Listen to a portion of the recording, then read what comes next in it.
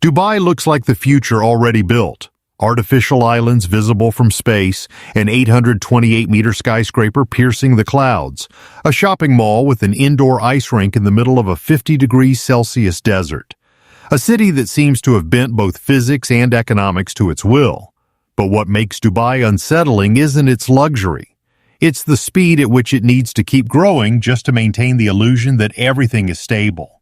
Because behind the seven-star hotels and endless supercars are Ferrari graveyards left baking in the sun, keys still in the ignition. Behind a garden of 50 million flowers in the desert are millions of liters of desalinated water consumed every single day. And behind the gleaming skyline is a system where 85% of the people who live there don't truly belong to it. A city that looks perfect on Instagram, yet structurally fragile in reality. The question is no longer whether Dubai is impressive. The question is what happens when an economy built on infinite growth meets real limits. Dubai didn't just grow fast, it grew faster than its ability to build safety margins around that growth. A city that was once a small fishing village only decades ago is transformed into a global hub for finance, tourism, and ultra-luxury. But speed creates a paradox. When everything is built rapidly, the legal, social, and environmental foundations rarely evolve at the same pace.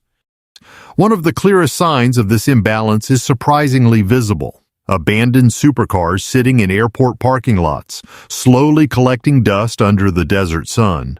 Ferraris, Lamborghinis, Bentleys, not crashed, not vandalized, simply left behind. Many still have the keys inside. The reason is not carelessness but law. In the UAE, failing to repay debt can become a criminal offense. When financial collapse becomes unavoidable, some entrepreneurs leave the country overnight, abandoning assets worth hundreds of thousands of dollars just to avoid prison. An economic system where personal risk can become legal risk creates a very specific type of growth. Growth fueled by the pressure to never fail. The obsession with scale appears even in places that seem harmless. Dubai Miracle Garden features over 50 million flowers blooming in temperatures that can exceed 50 degrees Celsius. A life-size Airbus, a 380, covered entirely in flowers, thousands of tons of imported soil, and millions of liters of desalinated water consumed daily just to maintain the illusion of a natural oasis in one of the most water-scarce regions on Earth. Desalination requires enormous amounts of energy, making this visual spectacle simultaneously a symbol of environmental cost. Beauty here is not free. It is powered by continuous resource consumption. But the deeper structural tension lies in the population itself. Only about 15% of Dubai's residents are Emirati citizens. The remaining 85% are expatriate workers, engineers, builders, service staff, the people who keep the city functioning every day. Yet most of them have no pathway to permanent citizenship. Residency is tied directly to employment, and once the job ends, so does their legal right to stay. This creates a society where the majority of the population has limited long-term incentives to invest emotionally, socially, or politically in the future of the place they sustain.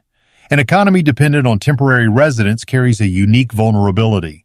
If the flow of workers slows down, the entire system can slow down with it.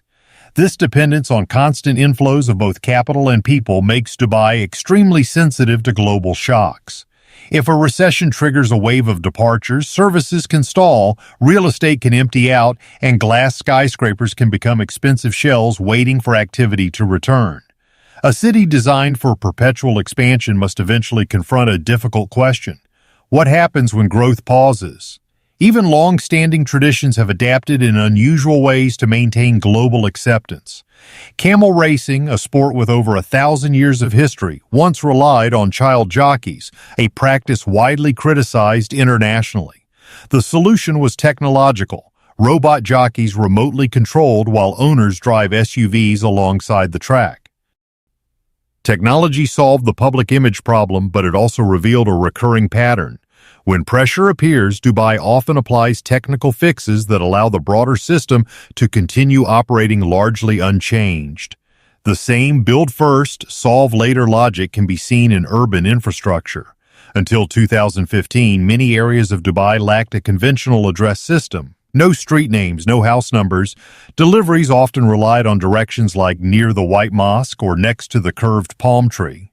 When urban growth outpaced mapping systems, the government introduced a digital coordinate system assigning codes to every building. Efficient, yes, but also revealing a philosophy where speed takes priority over long-term structural planning. This model works as long as capital keeps flowing. But when growth slows, the delayed costs of rapid expansion begin to surface, all at once. And that is where Dubai's story shifts from individual phenomena to the deeper logic of the system itself. At the midpoint of the story, a pattern becomes clear. Dubai does not just build big projects, it needs big projects to sustain confidence in its economic model. Nowhere is this more visible than in artificial islands like Palm Jumeirah and the world. Over 100 million cubic meters of sand and rock were moved to construct islands shaped to be recognizable from space. But maintaining these structures requires continuous capital inflow as coastal erosion control and infrastructure costs remain extremely high. During the 2008 financial crisis, many plots were abandoned as investors disappeared, leaving portions of these islands partially unused. Engineering achievement quickly turned into a liquidity test. The reliance on external capital is also visible in the story of Burj Khalifa.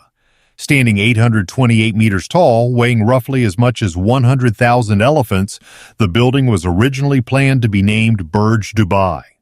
But when the financial crisis halted progress, Dubai required financial assistance from Abu Dhabi to complete the project.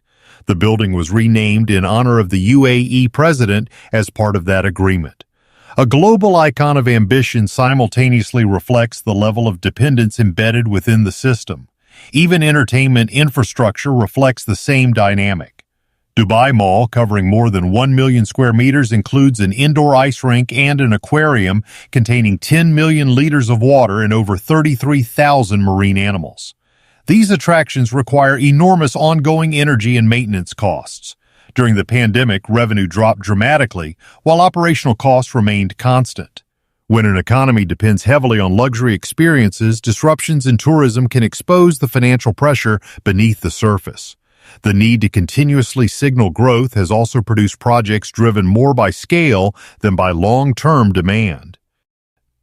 After Disney declined to build a theme park in Dubai, the response was Dubai Land, a proposed $64 billion entertainment development intended to be twice the size of the largest Disney park.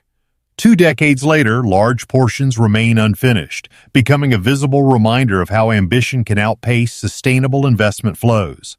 At the same time, Dubai's traditional competitive advantage has begun to shift. For decades, extremely low corporate taxes attracted global capital and talent. In June 2023, the UAE introduced a 9% corporate tax to align with international standards. While still relatively low globally, this shift signals a broader transformation. Dubai can no longer rely solely on tax advantages to attract capital and must increasingly compete through stability, infrastructure quality, and long-term institutional confidence. Even cultural structures reflect adaptation to global economic integration. In 2022, the UAE moved its official weekend from Friday to Saturday to Sunday to better align with international financial markets. A seemingly small change in scheduling reveals how deeply integrated the city's rhythm is with global capital flows. All these elements converge toward a single structural reality. Dubai operates as a system that requires continuous growth to remain stable. As long as capital enters the system, new projects create jobs, confidence remains high, and expansion continues. But when inflows slow, the hidden costs of maintaining large-scale infrastructure, artificial environments, and rapid urban development begin to accumulate simultaneously. Dubai Frame, a 150-meter structure designed to symbolically connect the city's past and future, unintentionally captures this tension. A golden frame highlighting success, while raising a deeper question about what supports the image itself. Can a model built on speed and spectacle remain stable in a world shifting toward new energy systems, new regulations, and new expectations of sustainability? Dubai is not the first city built on ambition, and it will not be the last to confront the limits of that ambition. What makes Dubai unique is the compression of time. Decades of development condensed into years, enormous scale achieved at unprecedented speed, and a high level of dependence on global capital flows. A model like this can produce icons that astonish the world, but it also creates a system highly sensitive to changes in the global environment. The final question is not whether Dubai will collapse. The real question is whether a city designed for infinite growth can adapt to a world where growth itself is no longer infinite.